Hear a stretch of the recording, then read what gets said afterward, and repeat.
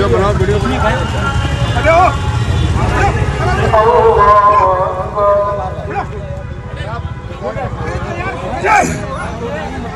भाई सजदे में थे, देख सकते हो भाई लोग, सजदे में थे भाई लोग जितने भी है, नियत कर रखे थे। इसने लात मारा है, पुलिस वाले ने लात मार रहा है और मुसलमानों को मार रहा है। ये इंदर लोग की वीडियो है।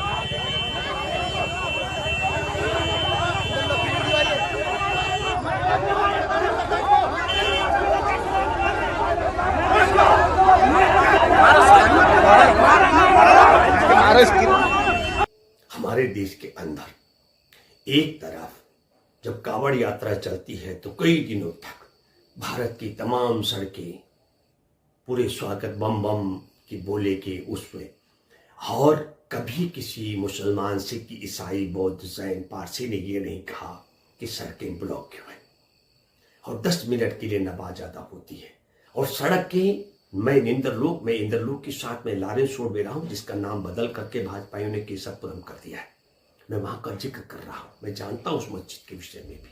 ये कोई पहली घटना नहीं है कि वहां नमाज अदा हो रही हो, लेकिन देखना सोच का विषय में आपके माध्यम से एक बात बहुत साफ कहना चाहता हूँ।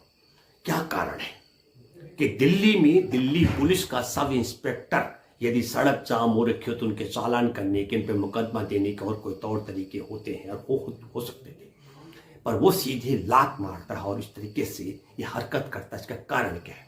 इसके 2 बड़े कारण हैं। एक बड़ा कारण है कि हमारे देश में मुख्य न्यायाधीश चंद्रचूड़ जी की अगुवाई में संवैधानिक बेंच ने यह पा लिया है, जो मुकदमा चल रहा था सुप्रीम कोर्ट में लंबे समय से, वह इलेक्टोरल बॉन्ड के माध्यम से जो चुनावी चंदा वसूली का चल रहा था, उस चुनावी चंदे के इलेक्टोरल बॉन्ड को 15 फरवरी को बाकायदा असंवैधानिक घोषित कर दिया गया है। इलेक्टोरल बॉन्ड के माध्यम से वसूली करने के लिए हमारे देश में आयकर कानून में 2017 में जो बदलाव किया गया उसे असंवैधानिक करार दिया गया। हमारे देश के अंदर जनप्रतिनिधित्व कानून में जो तब्दीली की गई उसे असंवैधानिक करार दे दिया गया। और हमारे देश में सूचना के अधिकार, जानने का हक, वोट हम दे रहे हैं जिसको, वो कहां से नोट ले रहा है, किससे पैसा ले रहा है, इससे देशवासियों को वंचित रखने का जो षड्यंत्र है, इसे असंवैधानिक करार दिया गया। और इस असंवैधानिक व्यवस्था को पटरी पर लाने के लिए और असंवैधानिक व्यवस्था के तहत अब तक कितनी वसूली किसने की है, कहां से पैसा किस किस को दिया गया, इस पूरे मसले पर सुप्रीम कोर्ट की बेंच ने 6 मार्च तक स्टेट बैंक ऑफ इंडिया को किसने इलेक्टोरल बॉन्ड खरीदा, किसको दिया, किसने कैश कराए, ये जानकारी उपलब्ध कराने के लिए आदेश दिया था। अब आप देखिए, मोदी है तो मुमकिन है, मोदी है तो मुमकिन है कि हमारे देश में संवैधानिक bench state bank of India को आदेश दे और स्टेट बैंक ऑफ इंडिया संवैधानिक बेंच के आदेश की अवहेलना कर दे, अवहेलना करके कह दे हम अभी नहीं दे सकते, हमको तो कई दिन चाहिए, हमको तो जून से पहले हम नहीं देंगे, ताकि क्योंकि जून से पहले मतलब चुनाव से, लोकसभा चुनाव से पहले अगर ये जानकारी दी गई तो इस जानकारी में पोल खोल हो सकती है कि हमारे देश के अंदर ईडी, सीबीआई, एनसीबी और इनकम टैक्स की टीम को भेजकर छापे डलवा करके हमारे देश में व्यापारी उद्यमियों से कब कब कितना कितना चंदे के नाम पर वसूली की गई है, ये जानकारी उजागर हो जाएगी, सार्वजनिक हो जाएगी। दूसरा, उजागर हो जाएगा कि आपने भारत में भारत की सरकारी संपत्तियों को, सरकारी संस्थानों को आपने हमारे देश के एयरपोर्ट जिसको बेचे हैं, नीलाम किए हैं, हमारे देश के बंदरगाह जिनको बेचे हैं, हमारे देश की सड़कें जिनको बेच दी हैं, हमारे देश के जंगल जिनको बेच दिए हैं, हमारे देश की रेल व्यवस्था जिनको बेच दी, हमारे देश के जो गैस अथॉरिटी ऑफ इंडिया, गेल, भेल, सेल जो आपने बेचा है, उनसे कब कब कितनी वसूली होगी, ये खुलासा होने वाला है। ये खुलासा होने वाला है कि आपने दुश्मन देश चीन, पाकिस्तान की कंपनियों से कितना वसूली की है। और यही नहीं, खुलासा यह भी होने वाला है कि जो इलेक्टोरल बॉन्ड के माध्यम से राजनीतिक पार्टियों ने 15 दिन के अंदर अपने खाते में कैश नहीं कराया, तो उस 16वें दिन हमारे देश में नरेंद्र मोदी का एक अपना संगठन है, खाता है, उसका नाम है पीएम केयर्स, उसमें जाकर के ठिकाने लग जाता है। और ये जानकारी देने के लिए आपको इतना वक्त लगेगा। अब आप तकनीकी बात मैं आपको बताना चाहता हूं। तकनीकी बात यह है कि 15 दिन के अंदर अंदर वह पैसा अगर किसी राजनीतिक दल ने जिसको दिया गया है उसको कैश नहीं कराया, अपने खाते में जमा नहीं कराया, तो 16वें दिन वह पैसा सिर्फ पीएम केयर्स में ही जा सकता है। इसका मतलब है कि वह स्टेट बैंक ऑफ इंडिया के रडार पे रहता है और जैसे 15 दिन का डेट एक्सपायर हो जाता है वो राजनीतिक पार्टी के खाते में जाने से वंचित हो जाता है। राजनीतिक पार्टी उसके बाद उसे कैश नहीं करा सकती है और वह नरेंद्र मोदी के पीएम केयर्स में चला जाता है। मैं नरेंद्र मोदी का पीएम केयर्स इसलिए कह रहा हूं कि हमारे देश के अंदर 24 मार्च को ताली बजा करके देश में ताला लगा दिया था कोरोना के नाम पर। तब 400-450 मामले थे, आप सब लोग जानते हैं, लेकिन जब करोड़ों करोड़ मामले हुए तो ताले खोल दिए गए और 28 मार्च को पीएम केयर का गठन कर दिया गया था। और इस पूरे मसले पर दिल्ली हाईकोर्ट में सुनवाई के वक्त बाकायदा प्रधानमंत्री कार्यालय से यह सचिव ने लिख करके दिया कि पीएम केयर सरकारी संगठन नहीं, ये निजी संगठन है। और बड़ी रोचक बात आपको बताता हूं, निजी संगठन भी कैसा, एक अली बाबा कंपनी है, आपको थोड़ा वीडियो लंबा लगेगा। अली बाबा कंपनी है चीन की और उस अली बाबा कंपनी का हमारे देश में पेटीएम में 43% शेयर था और जब उसके 43% शेयर थे पीएम केयर्स में, पेटीएम में, तब हमारे देश के प्रधानमंत्री नरेंद्र मोदी उसके ब्रांड एम्बेसडर थे। और अभी 2024 का हम जिक्र कर रहे हैं, पेटीएम से सारे शेयर वो उठा चुका है अली बाबा चीनी कंपनी। तो हमारे देश की रिजर्व बैंक ने ब्लैक लिस्टेड कर दिया, पेटीएम को बाहर कर दिया। इस पूरे प्रक्रिया को इसलिए मैंने याद दिलाना चाहता हूं कि हमारे देश के अंदर असंवैधानिक तरीके से देश के जनप्रतिनिधित्व कानून को 2017 में, हमारे देश में आयकर कानून को 2017 में बदली करना, हमारे देश के सूचना के अधिकार के तहत देश के मतदाताओं को जानकारी से वंचित रखना और असंवैधानिक तरीके से इलेक्टोरल बॉन्ड के माध्यम से वसूली करने का षड्यंत्र यही तक नहीं है, पीएम केयर से भी जुड़ा हुआ है। ये बड़ी रोचक बात है। इसलिए अब मैं ये बात इसलिए कह रहा हूं कि नरेंद्र मोदी एक तीर से दो शिकार कैसे कराए। ये जो हमलावर है, जो देशद्रोही है, जिसने नवाजियों को सजदा करते वक्त लात से पीटा, वहां मनोज तोमर 7 दिन पहले ही इंद्रलोक की चौकी में उसकी नियुक्ति होती है और वो ठीक उस दिन करता है जब एक तरफ हमारे देश का सुप्रीम कोर्ट गंभीर हो, स्टेट बैंक ऑफ इंडिया ने उनके आदेश का पालन नहीं किया, अवहेलना किया। दूसरी तरफ राहुल गांधी की गुजरात पहुंच चुकी न्याय यात्रा में लाखों लाख लोगों का जन सैलाब उमड़ रहा हो। तो नरेंद्र मोदी की सरकार खबर से खबर को दबाने में माहिर सरकार, वह पहले मेन स्ट्रीम मीडिया, गोदी मीडिया जिसे कहते हैं, उसमें अपने महाघोटाले, इलेक्टोरल बॉन्ड के महाघोटाले को बिल्कुल भी जगह नहीं दे रही है और दूसरा राहुल गांधी की यात्रा को कवर नहीं होने दे रही है। लेकिन सोशल मीडिया में दोनों बड़ी चर्चा में, एक इलेक्टोरल बॉन्ड का महाघोटाला मोदी सरकार का जो सुप्रीम कोर्ट ने दूध का दूध और पानी का पानी बेनकाब हो चुका है, और दूसरा ये घोटाला कौन सा, जो राहुल गांधी की उसमें जन सैलाब उमड़ रहा है। नरेंद्र मोदी की जन्मस्थली की मैं बात कर रहा हूं, गुजरात की, जो पहले गांधी जी की जन्मभूमि और अब तो नरेंद्र मोदी को कह सकते हैं, तो उन सबसे ध्यान भटकाने के लिए मनोज, और ठीक मैं आपको बताता हूं मनोज तोमर ने जो किया, इसके लिए सिर्फ उसे सस्पेंड नहीं किया जा सकता है। असल में वो हमारे देश को 2024 के चुनाव में नरेंद्र मोदी अमित शाह के इशारे पर दंगे की आग में झोंकना चाहता था। और दंगा तो ये मंदिर के नाम पे भी कराने वाले थे। एक योगी आदित्यनाथ का सहयोगी रह चुका व्यक्ति अपने ही चहेते गुरुगों से मुसलमान के नाम पर अपनी योगी की हत्या करवाने और मंदिर पर हमला कराने का संदेश लिखता है। हालांकि उनके घरों को तोड़ने के लिए योगी का बुलडोजर गायब हो गया, योगी के बुलडोजर के ड्राइवर मर गए, योगी का पेट्रोल डीजल शायद खत्म हो गया, भगवान जाने। हमसे कहे न योगी, तो हम योगी को बुलडोजर भी देंगे, बुलडोजर चलाने वाले भी देंगे और डीजल भी भर के दे सकते हैं। तो मैं ये कहना चाहता हूं, खबर से खबर को दबाने का षड्यंत्र है।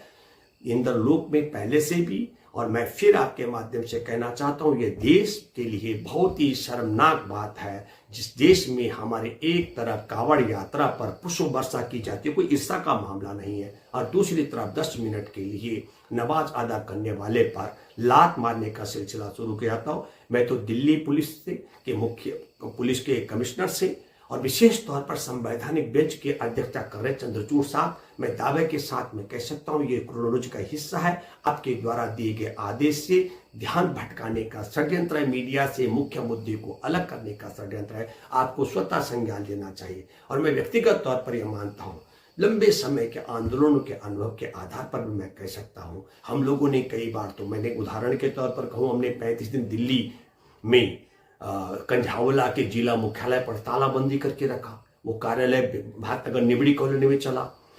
दिल्ली में कामनी लाल जज थी जिन्होंने ओम प्रकाश चौटाला को सजा सुनाई थी। उन्होंने हमारे मामले में आदेश दिया था, हम लोकतंत्र में किसी को ब्लैकमेलिंग का हक नहीं दे सकते, हम किसान आंदोलन के लिए, लेकिन हमने दावा किया था हम जो कुछ कर रहे हैं सरकार ने विवश किया है और हम अदालत के आदेश का सम्मान करते हैं। मैं ये बात इसलिए कहना चाहता हूँ कि अदालती हस्तक्षेप के बावजूद भी पुलिस ने हम लोगों पर न लाठी, न डंडा, न लात चलाने का प्रयास किया। यहाँ तो न पुलिस का आदेश था, न आला कमान का आदेश था लिखित में। वो इशारेबाजी अलग हो सकती है कि मैं इसलिए कह सकता हूँ, हमारे सामने है CNRC के खिलाफ जब एक जगह पुलिस के वर्दीधारी गुंडों ने, गुंडा कहूंगा क्योंकि अभी तक उनके नाम उजागर नहीं हुए, 5 मुस्लिम युवाओं को पकड़कर बेरहमी से पीटा था। उन्हें कहा तुम राष्ट्रगान गाओ, जिनमें पिटाई से, पुलिस की बेरहमी पिटाई से एक की हत्या हो गई थी। और आप सब लोगों को बताना चाहता हूं, जो अदालत में सुनवाई चल रही है, दिल्ली पुलिस उन वर्दीधारी गुंडों के नाम नहीं बता पा रही है। ये मनोज तोमर का नाम तो उजागर हो गया, और यही वर्दीधारी गुंडों का सिलसिला, चाहे वह इलाहाबाद यूनिवर्सिटी पे छात्रों पर हमला हो, मुस्लिम यूनिवर्सिटी अलीगढ़ का मामला हो, JNU में नकाबपोशों का मामला हो, या फिर जामिया के छात्रों पर मामला हो, देश में जगह जगह विश्वविद्यालयों पर, खास करके मैं कहता हूँ शिक्षण संस्थानों पर हमले, क्योंकि व्यक्ति पढ़ेगा तो सवाल करेगा, और व्यक्ति अगर पढ़ेगा नहीं तो सवाल कैसे करेगा। और नरेंद्र मोदी ने एक तीर से 3 शिकार करने का काम किया। एक, इलेक्टोरल बॉन्ड पर संवैधानिक बेंच के फैसले के बाद हो चुके जो महा घोटाला उजागर हुआ, उससे ध्यान भटकाने का राहुल गांधी की यात्रा में उठ रहे जन सैलाब का। और तीसरा, अपने अंध भक्तों से कहा कि मैं महा घोटालेबाज हूं, लेकिन फिर भी देखो कि मैंने मुसलमान नवाजी को भी पिटवाया है पुलिस से, मैं इतना महान हूं। ये संदेश भी नरेंद्र मोदी ने दिया है। और मैं फिर आपके माध्यम से एक सवाल करना चाहता हूं। नरेंद्र मोदी गए थे पश्चिम बंगाल, और पश्चिम बंगाल में खासकर संदेश खाली का जिक्र किया था और कहा था वहां शर्म आनी चाहिए। ममता जी के लिए शब्द कहा था। सब शर्म किस बात की? जो भूमि हथियाने वाले और यौन शोषण के आरोपी पर। मैं आपको बताना चाहता हूं, शाहजहां शेख और उसके 3 सहयोगी जेल में हैं, गिरफ्तार कर दिए गए।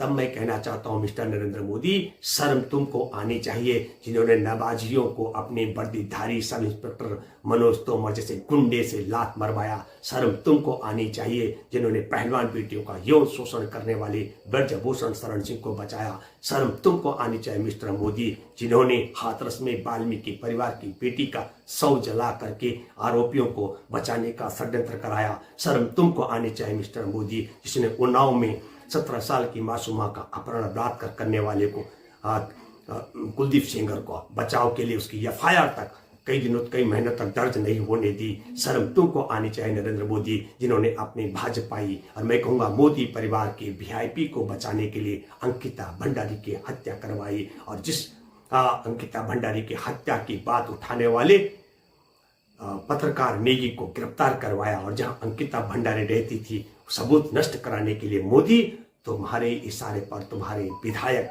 रेणु बिष्ट ने और वहां SDM ने वो अंकिता भंडारी वाले कमरों को तोड़वाया। शर्म तुमको आनी चाहिए नरेंद्र मोदी। 2012 में किरण नेगी के साथ में दरिंदगी के अपहरण बलात्कार करने वाले जिन 3 अब दरिंदों को 2014 में फरवरी में फांसी हो गई थी, उनको 2022 में तुमने बरी कराया। शर्म तुमको आनी चाहिए। शर्म तुमको आनी चाहिए जब तुमने बिल्किस बानो के दरिंदों को गुजरात के चुनाव जीतने के लिए बाहर निकलवा कर फर्जी तरीके से सुप्रीम कोर्ट को गुमराह करके झूठ बोल करके उन्हें बाहर निकाल करके जश्न मनवाया, उनका स्वागत करवाया। शर्म तुमको आनी चाहिए जिन्होंने 8 साल की मासूम माँ के साथ कठुआ का जिक्र कर रहा हूँ, उसके बलात्कारी अपहरणकर्ताओं को बचाने के लिए तिरंगा यात्रा को निकलवाया। हर शर्म तुमको आनी चाहिए जिन्होंने इस देश के अंदर, हमारे देश में भाईचारे के अंदर जहर घोलने का काम करवाया। इसलिए नरेंद्र मोदी और तुमको शर्म आनी चाहिए जिन्होंने 700 से ज्यादा किसानों को मरवाया। शर्म तुमको आनी चाहिए नरेंद्र मोदी जिन्होंने इस समय, मैं आपको बताना चाहता हूँ, शुभकरण के सीधे सर पे गोली मार करके युवा किसान की हत्या करवाया। तुमको शर्म आनी चाहिए नरेंद्र मोदी जिन्होंने हमारे देश में खुफिया एजेंसी की रिपोर्ट को खारिज करके पुलवामा में 40 जवानों को मरवाया। और शर्म तुमको आनी चाहिए जब गलवान घाटी में चीनी सैनिकों ने घुसकर हमारे 20 निहत्थे जवानों को पीट कर हत्या कर 76 को अधमरा किया, तब तुमने कहा न कोई घुसाया न घुसाया, न हमारी सीमा पे किसी का कब्जा है। और शर्म तुमको आनी चाहिए मोदी, हमारे देश में अरुणाचल में 60 किलोमीटर अंदर तक, और मैं कहूँ डोकलाम से लेकर लद्दाख तक 20,000 वर्ग किलोमीटर पर चीन ने कब्जा कर लिया और तुमने आने की, तुमको शर्म आनी चाहिए सीमा पर कब्जा करवाने का, जमीन पर कब्जा करवाने के लिए, देश की पहलवान बेटियों का यौन शोषण करने वाले को बचवाने के लिए, किसानों को मरवाने के लिए, हाथरस की बेटी का शव ठिकाने लगाने के लिए, और उन्नाव की बेटी के यौन शोषण बलात्कारियों को बचाने के लिए, और कठुआ के मासूम के पक्ष में तिरंगा रैली निकलवाने के लिए, और बिल्किस बानो के बलात्कारियों को बाहर निकाल करके उनका स्वागत कराने के लिए तुमको शर्म आनी चाहिए मोदी। और तुमको शर्म आनी चाहिए 400 का सिलेंडर 1100 में बिकवा करके, और मुफ्त के रेट पे तेल आया उसे 100 से महंगा बिकवा करके। और शर्म तुमको आनी चाहिए ताली बजाकर, ताला लगा करके हमारे देश के करोड़ों मजदूर, महिला और बच्चों को पैदल भूखा प्यासा चलवाने के लिए, जिनको रेल से कटवाने के लिए, और जिनको गाड़ी से को चलवाने के लिए। और शर्म तुमको आनी चाहिए मोदी, भूखे प्यासे खून पैरों से टपक रहा था ऐसी महिलाओं को खुली आसमान में बच्चे जन्ने के लिए विवश कराने के लिए तुमको शर्म आनी चाहिए। देश को बेरोजगारी के मामले में रसातल में पहुंचाने के लिए तुमको शर्म आनी चाहिए। हमारे देश की सेना को कमजोर करके, हमारे देश की सैनिकों को, हमारे देश की सेना और सम्मान को अग्निवीर में तब्दील कराने के तुमको शर्म आनी चाहिए। तुमको शर्म आनी चाहिए इलेक्ट्रोल बोर्ड ला करके हमारे देश में, और ईडी, सीबीआई, इनकम टैक्स के गुंडों को भेज करके छापे डलवा कर, नोटिस डलवा कर, गिरफ्तार करवा करके हफ्ता वसूली कराने के लिए। नवंबर 2019 में अरुणाचल प्रदेश में भाजपा सांसद तापिर गाव ने गुहार लगाई भाजपा तक की मोदी सरकार से संसद में कि गंभीरता से ले, चीन अरुणाचल की सीमा के अंदर 50 से 60 किलोमीटर पर कब्जा करके बैठ चुका है। तो शर्म आनी चाहिए नरेंद्र मोदी उस व्यक्ति को, उस व्यवस्था, उस सरकार को जो अपने ही पार्टी के सांसद की और अपने ही देश की जमीन पर चीनी कब्जे की अनदेखी करता हो। तापिर गाव ने कहा कि केंद्र सरकार और भारतीय मीडिया मौन रहता है जब चीन कब्जा करता है, और पाकिस्तान का मामला हो तो खूब चर्चा में रहता है। इसके लिए शर्म आनी चाहिए। कमजोर पाकिस्तान को देखकर दहाड़ने की बात करना और ताकतवर चीन के साथ में दुम दबा करके चूहा बन जाना, शर्म आनी चाहिए नरेंद्र मोदी। और शर्म आनी चाहिए, मैं कहना चाहता हूं नरेंद्र मोदी, हमारे देश में 3 मई 2023 से मणिपुर जल रहा है, और 4 मई को शर्म आनी चाहिए नरेंद्र मोदी, तुमने मुंह नहीं खोला। कारगिल युद्ध की विजेता सेना के सूबेदार की पत्नी को जिस तरीके से नग्न करके और एक आदिवासी लड़की को नग्न करके घुमाया गया, जुलूस निकाला गया और उनके तमाम प्राइवेट पार्ट्स को नोचा गया। और नरेंद्र मोदी, तुम ये भी जानते हो कि 33 महिलाओं का अपहरण करके, गैंगरेप करके, जिनमें अधिकतर महिलाओं की हत्या भी कर दी गई है। और वहां पर मणिपुर में 2 समुदाय आमने सामने दुश्मन देश की तरह खड़े हो गए, तो मणिपुर का मां नहीं बोल पाए। शर्म आनी चाहिए तुम्हारे को, इस बात को लेकर के हम कहना चाहते हैं।